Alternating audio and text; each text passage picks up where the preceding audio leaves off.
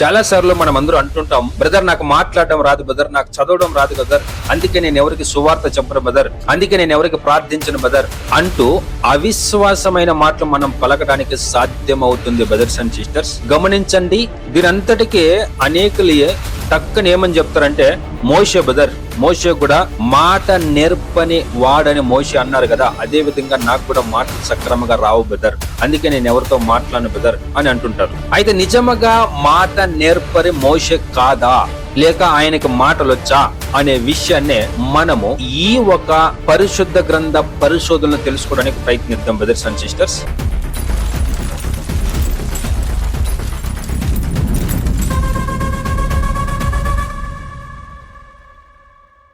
Praise the lord. Brothers and sisters, ప్రభువైన యేసుక్రీస్తు మహాపరిశుద్ధ నామములో మీ అందరికీ వందనములు. యేసుక్రీస్తు మిమ్మల్ని అందరినీ దీవించునుగాక. గమనిద్దాం, జీవము కలిగిన దేవుని వాక్యము మోషే గారి గురించి ఏ విధముగా సాక్ష్యాన్ని ఇస్తుంది, ఆయన జీవితంలో నుంచి ఈరోజు మనమేమి నేర్చుకుంటున్నాం, లేక అటువంటి అవిశ్వాసమైన మాటలు గాని నడవడికలు గాని ఒకవేళ మనలో ఉన్నట్లయితే మనము వాటిని మార్చుకోవడానికి ప్రయత్నిద్దాం. బ్రదర్స్ అండ్ సిస్టర్స్, మోషే గారి గురించి గమనిద్దాం. మనందరికీ కూడా మోషే గారి గురించి బహు బాగుగా ఎరిగిన ఒక విషయమే. అయితే మోషే గారు ఎప్పుడైతే ఐగుప్తు దేశం నుంచి పారిపోతాడో, మిద్యాన్ దేశం పోయినప్పుడు అక్కడ రఘువేల్ అని తన మామ దగ్గర ఉన్నప్పుడు, ఆ తర్వాత వివాహం అయిన తర్వాత, ఆ తర్వాత దేవుడు ఆయనతో నిర్గమకాండ 3వ అధ్యాయములో ఏరోపు కొండలో మాట్లాడిన తర్వాత నిన్ను ఐగుప్తుకి తీసుకెళ్తాను, ఐగుప్తు దేశంలో నా ప్రజలు బానిసత్వంలో ఉన్నారు అని చెప్పిన తర్వాత మోషే గారు అడుగుతారు, నీ పేరేంటి అని వాళ్ళు అడిగినట్లయితే నేనేం చెప్పాలి అంటే, నిర్గమకాండ 3వ అధ్యాయములో ఆయన 14వ వాక్యములు అంటాడు, నేను ఉన్నవాడునని వాడునై ఉన్నానని మోషేతో చెప్పెను, నేను ఉన్నవాడే అని పోయి చెప్పు అనేసి మోషే గారితో దేవుడు మాట్లాడతాడు. ఆ తర్వాత అయిన తర్వాత కూడా మనం గమనించినట్లయితే 4వ అధ్యాయం 1వ వాక్యములు అంటాడు, అందుకు మోషే చిత్తగించుము, వారు నన్ను నమ్మరు, నా మాట వినరు, యెహోవా నీకు ప్రత్యక్షమ కాలేదందురు అని ఉత్తరమీయగా అని వాక్యం రాయబడి ఉంది. అంటే గమనించండి, మోషే గారికి అక్కడ వెళ్ళటానికి భయమేస్తుంది, అందుకే ఆయన నాకు మాట రాదు, నేను మాట నేర్పని కాను అని అంటున్నాడు. కారణం ఏంటంటే ఆయన ఐగుప్త దేశంలో ఐగుప్త వ్యక్తిని చంపాడు గనక. ఆయన అక్కడి నుంచి పారిపోయిన తర్వాత మనం గమనించినట్లయితే మిద్యాన దేశంలో పరదేశి ఉండా అనేసి అపోస్తల కార్యంలో వాక్యం గమనిస్తాం. ఆ తర్వాత ఆయన 40 ఏండ్లైన పిమ్మట సీనాయి పర్వతమందు ఒక పదులోని అగ్నిజ్వాలలో ఒక దేవదూత అతనికి కనబడెను అనేసి వాక్యం చెబుతుంది. అంటే 40 సంవత్సరములో ఆయన మిద్యాన దేశములో ఉన్నాడు అనేది వాక్యం ఖచ్చితపరుస్తుంది. మరి ఇక్కడ ఆయన ఐగుప్త దేశానికి తీసుకువెళ్ళాలి అన్నప్పుడు నేను మాట నేర్పని కాను, వారు నన్ను నమ్మరు అని ఎందుకు అంటున్నాడు? మోషే గారికి నిజముగా మాటలు రావా? హీబ్రులకు రాసిన పత్రిక 4వ అధ్యాయము 12వ వాక్యము గమనించినప్పుడు, ఎందుకనగా దేవుని వాక్యము సజీవము గలదై రెండంచుల గల ఎటువంటి ఖడ్గము కంటేను వాడిగా ప్రాణ ఆత్మలను కీళ్లను మూలుగను విభజించినంత మట్టుకు దూరుచు హృదయముల యొక్క తలంపులను ఆలోచనలను శోధించుచున్నది. ఆమేన్. గమనించండి ప్రియమైన దేవుని బిడ్డలారా, దేవుని వాక్యం ఎలాగుందంటే రెండంచుల గల ఎటువంటి ఖడ్గము కంటేను.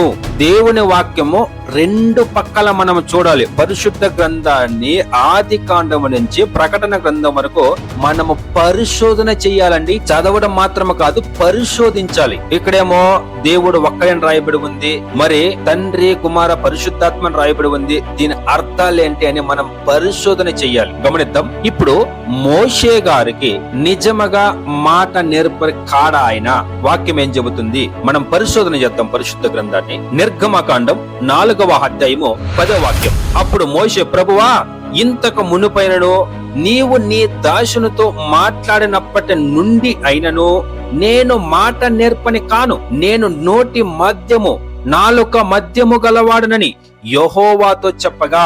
ఆమేన్. గమనించండి ప్రియమైన దేవుని బిడ్డలారా, ఇక్కడ కూడా మరోసారి ఆయన అంటున్నాడు, అప్పుడు ప్రభువా ఇంతకు మునుపైనను, అంటే ఆయన ఏరోబు కొండలో మాట్లాడుతున్నప్పటి నుంచి కూడా నేను మాట నేర్పని కాను అని అంటున్నాడు. ఇలా మాట్లాడినప్పుడు తర్వాత దేవుడు అంటాడు, మూగవాడుగాను చెవిటివాడుగాను దృష్టి గలవాడనే గాని గుడ్డివానే గాని పుట్టించిన వాడు యెహోవానే అంటాడు. అందుకు మోషే ఏమంటాడంటే నిర్గమాకాండం 4వ అధ్యాయం 14వ వాక్యం, ఆయన మోషే మీద కోపపడి, లేవీయుడగు నీ అన్నయైన అహరోను లేడా, అతడు బాగుగా మాట్లాడగలడని నేను ఎరుగుదును.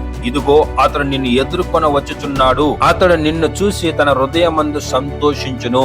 ఆమేన్. గమనించండి, మోషే పైన కోపపడ్డానికి కారణం ఏంటంటే దేవుడు ఎన్నిసార్లు చెప్పినా కానీ ఆయన నాకు మాట రాదు అని దేవునికి ప్రతి ఉత్తరం ఇస్తున్నాడు. ఈ రోజుల్లో మనము కూడా నాకు చదువు రాదు బ్రదర్, నాకు మాట రాదు బ్రదర్, నాకు ప్రార్థించడం రాదు బ్రదర్, అందుకే నేను ఎవరికి సువార్త చెప్పలేదు బ్రదర్, మా బ్రదర్ చెప్తారు, మా పాస్టర్ చెప్తారు అన్నట్లయితే మన పైన కూడా ఈ రోజు దేవుడు కోపపడతాడు బ్రదర్స్ అండ్ సిస్టర్స్. అది మన పైన ఉన్న భారము, దాన్ని మనము సంతోషముతో హృదయపూర్వకముగా చేయాల్సిన ఒక పని బ్రదర్స్ అండ్ సిస్టర్స్. అయితే నిజముగా మాట నేర్పరి మోషే కాదా, ఆయనకి మాటలు రావా అని అడిగినట్లయితే వాక్యాన్ని గమనిద్దాం. అపోస్తుల కార్యములు 7వ అధ్యాయము 22-23 వాక్యాలు గమనిద్దాం.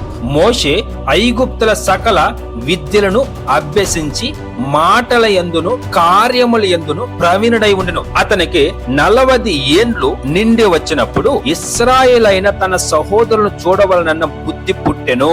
ఆమేన్. గమనించండి ప్రియమైన దేవుని బిడ్డలారా, మనము నిర్గమాకాండములో గమనించింది మోషే గారు దేవునితో అంటున్నారు, నేను మాట నేర్పని కాను అంటున్నాడు. మరి ఇక్కడ స్టెఫన గారు ఆది కాండము నుంచి ఉన్న విషయాలు మాట్లాడుతూ వస్తున్నప్పుడు మోషే గారు గురించి ప్రస్తావన చేస్తున్నప్పుడు ఇక్కడ అంటున్నాడు స్టెఫన గారు పరిశుద్ధాత్మ పూర్ణుడై మోషే ఐగుప్త సకల విద్యలను అభ్యసించి అనే వాక్యం చెబుతుంది. అయితే మరి మోషే గారు చెబుతున్నాడు నేను మాట నేర్పని కాను అని. ఇక్కడ స్టెఫన గారు చెబుతున్నారు ఐగుప్తుల సకల విద్యలను అభ్యసించిన మోషే అనేసి. మరి ఏది సత్యం అని మనం అడిగినట్లయితే రెండు సత్యమే బ్రదర్స్ అండ్ సిస్టర్స్. ప్రియమైన దేవుని బిడ్డలారా గమనించండి, వాక్యము మనం పరిశోధన చేస్తేనే సత్యం అనేది తెలియబడుతుంది. మనము గుడ్డిగా వాక్యాన్ని అక్కడ మోసే చెప్పాడు ఆయనకు మాటలు రావు అనేసి డిక్లేర్ చేయాల్సిన పని మంద కాదు. పరిశుద్ధ గ్రంథం చెప్పాలి. ఇక్కడ వాక్యం చెబుతుంది సకల విద్యలను అభ్యసించిన మోషే అనేసి. అయితే మరి మోషే గారు అక్కడ ఎందుకు అంటున్నాడు అంటే నిజమేంటి అని మనం గమనించినట్లయితే మోషే గారు ఐగుప్తు నుంచి మిద్యాను దేశానికి వెళ్ళి అక్కడ 40 సంవత్సరాలు ఉన్నాడు కనుక ఆయన ఆ ఒక ఐగుప్త భాషని మర్చిపోయి ఉండడానికి సాధ్యం ఉంది బ్రదర్స్ అండ్ సిస్టర్స్. అందుకే ఆయన అంటున్నాడు మిద్యాన భాషను మాట్లాడిన తర్వాత నన్ను ఐగుప్తుకు వెళ్ళమంటున్నావు,